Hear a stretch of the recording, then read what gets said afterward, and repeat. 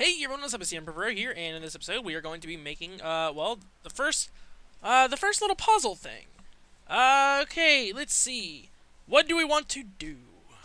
By the way, I also want you guys to kind of come up with an idea if you want, for a puzzle in the comments. Just let me know what you think, and we'll see about adding it. Okay, we're gonna leave that room blank for now. We're gonna go back to that room later. For now, we're gonna do the cutscene room. Just gonna make a new map here. Puzzle 1. Basically, it's gonna be a turning the lights on and off kind of puzzle. Kind of like the ideas in my head. They're going on and off. Alright, so anyway, joking aside, let's add the floor.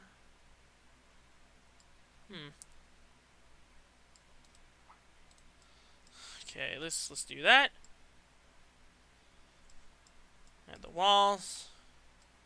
You know, the basic stuff. May actually pause or skip this part to save you guys some boredom here.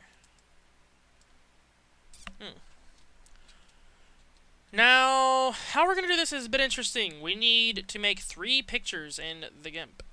Or we could do another thing. Well, we'll see when we get to there. To that point. So, it's gonna add.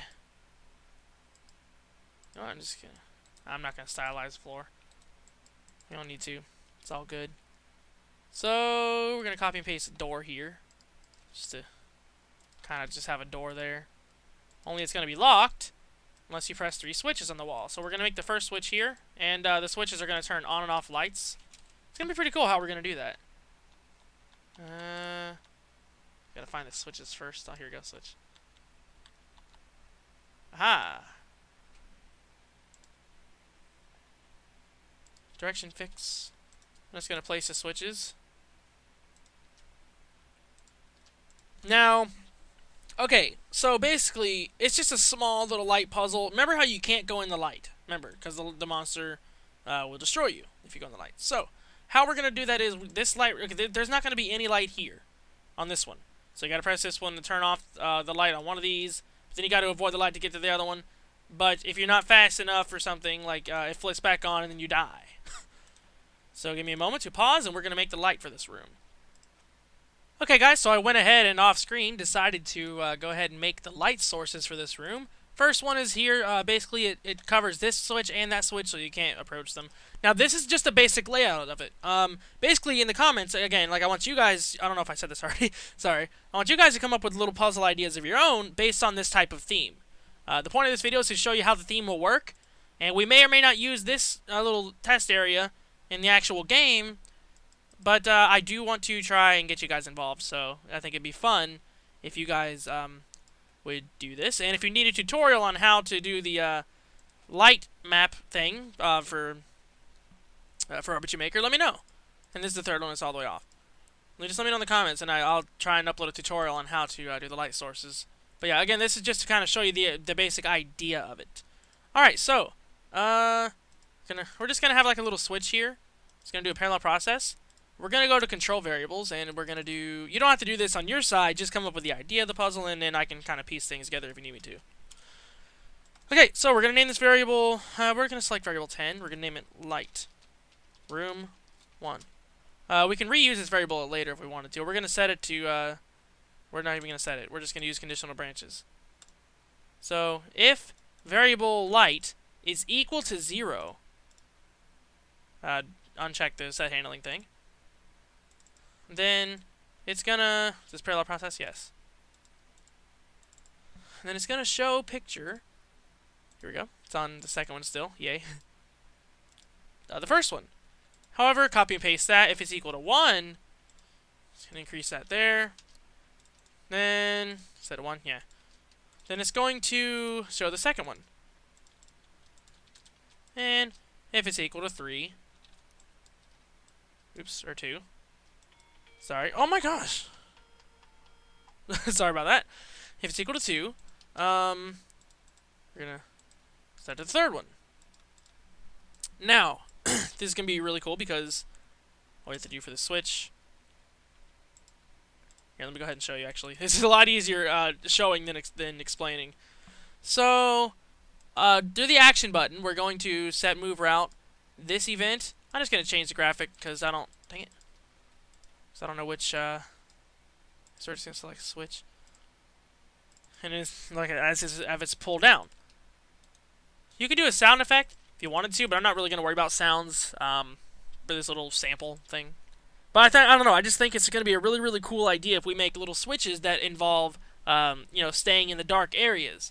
You know, you can make little traps in your own puzzle if you want to. Like, oh, okay, there's like 3 switches here. Which one do I pull? And like maybe have a sign or something for a hint. Like, okay, like maybe make some riddles or something that the player has to solve. And if he gets it wrong, obviously he gets murked.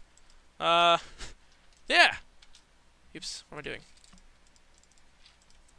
And then we're going to do conditional branch. Not conditional branch, sorry. Control variables. I'm going to select 10. We're going to say add by 1. Now, I know what you're thinking. Holy crap, why? Why add by 1? Because, well, we're going to copy and paste this. And this time we're going to say if the variable is 1 or above, it's just going to subtract by 1 instead. And then, there you go. Well, no, that's a really bad way to set that up. Give me a second, guys. Hold on. It's just going to be so much easier if we just do this. Cell switch A's. Cell switch A is on. Next page here. Turn cell switch A on. I'm just going to copy and paste that, actually. Get rid of the U. Cell switch A is on. It actually has a down one. And we're going to select minus equals 1. And we're going to turn cell switch A off. So now, let's go over what we just did. Some of you might be confused, and I apologize for that. Basically, we changed the graphic to where it's facing down, which in the long run, ended up being completely irrelevant.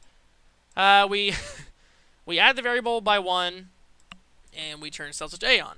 On the next event page, which you can do by clicking new or copy and paste it, we check the box here, cell switch A, and change the graphic to this right here.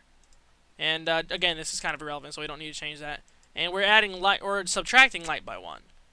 And we're controlling cell switch A and turning it off. So how that's going to work is, allow me to show you.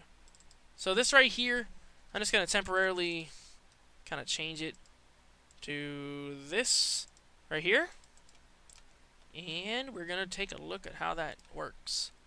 Right now, obviously, there's no monster in the light, but so I'll show you how neat it's going to look. Oh!